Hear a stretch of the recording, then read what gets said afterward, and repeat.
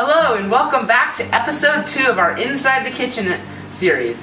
It's me, Baker Boy from Baker Boy's Baked Goods, and today I'm going to be teaching you how to make a dark chocolate espresso cake. It's one of our signature classics. So let's get into it. So to start off our cake, we're going to start with our dry ingredients, and we're going to sift those into the bowl. And so we're going to use cocoa powder, extra dark, we're going to use all-purpose flour, and we're going to use granulated sugar. And we're also going to use a sifter because we're going to sift all of these in there to make it more powdery and incorporate better. So now let's start. Sift in 3/4 a cup cocoa powder.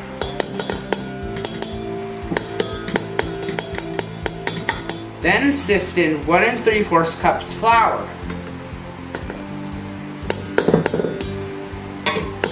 Finally sift in 1 3/4 cups granulated sugar.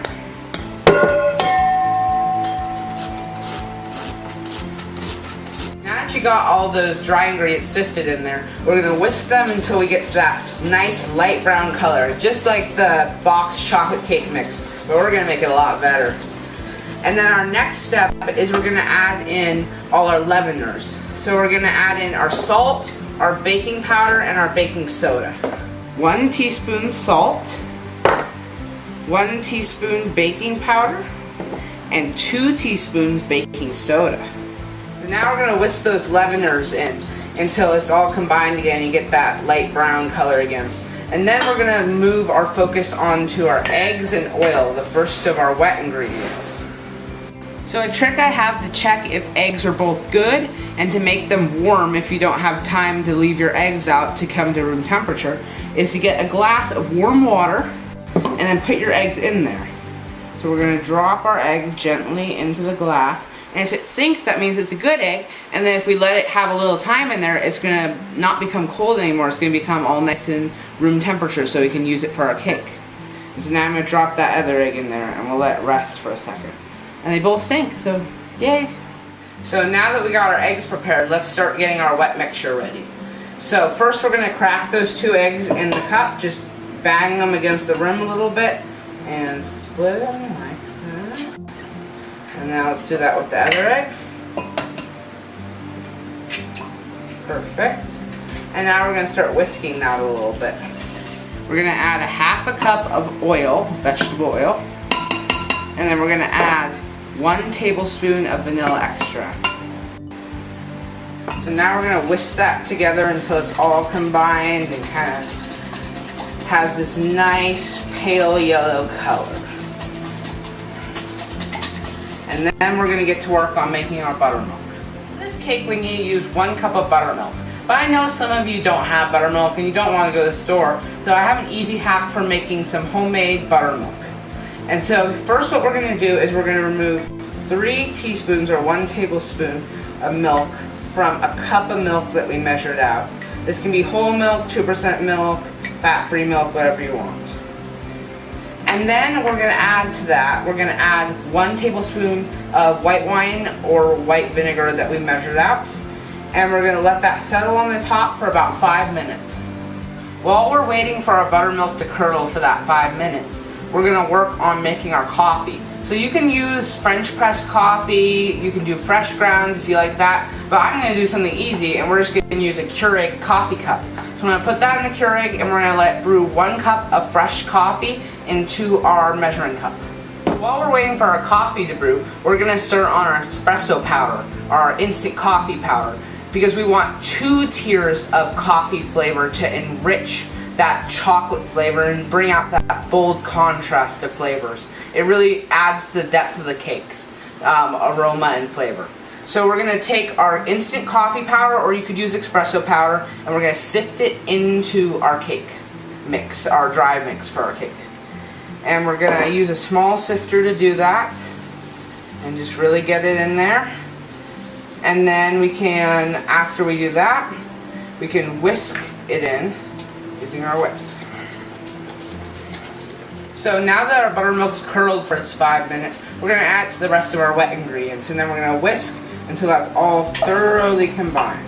So you should see chunks on the top because the buttermilk's curdled with that vinegar added. It curdled it. And so now we'll whisk that in until it gets into a paler yellow color. and it's thoroughly combined. So now that we got our coffee brewed, we got our complete wet mixture and our complete dry mixture, we're going to mix them together.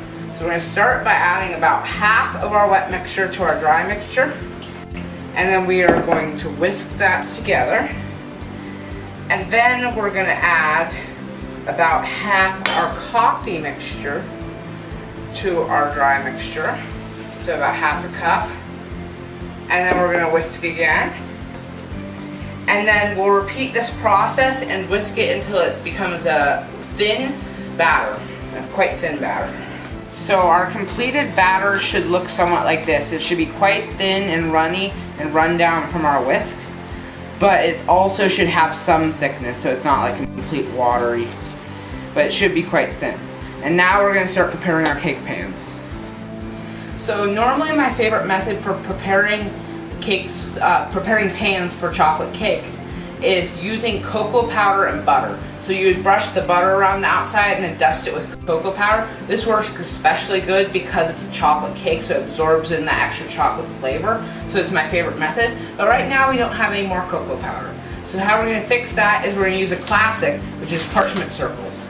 So I'm going to extend out my parchment, and then I'm going to place my pan on top. And then what we do is we trace a circle around the pan on the parchment using our pencil. Now once we've drawn our circle, we're going to cut this circle out using our scissors, our kitchen scissors. We want to make sure they're clean because this will go in the pan. So now that we've cut out our perfect-ish parchment paper circle, we're going to work on buttering our tin, and then we'll add that in. So we're going to take softened, unsalted or salted butter, and you're going to work that around the tin. We're going to make sure that stays, because we have a little bit of fans going on here. It's really hot. And we're going to work that around the tin until both the sides and bottom are completely covered with that nice buttery grease, and it'll add to the flavor too.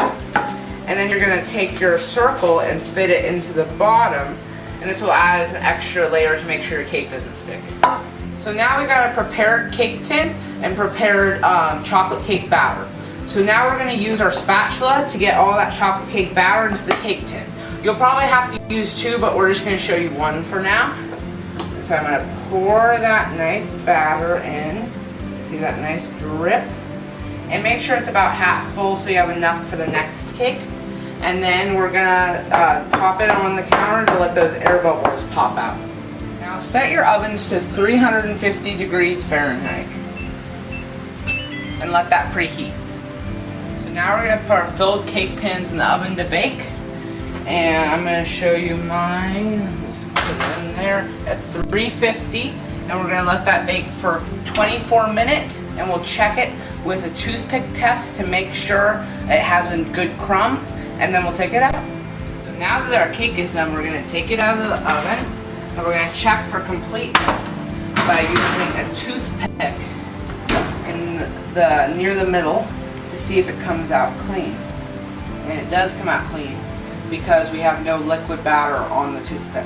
So now we have a complete cake that we're going to let cool for a second, and then we're going to plate it. And that's it.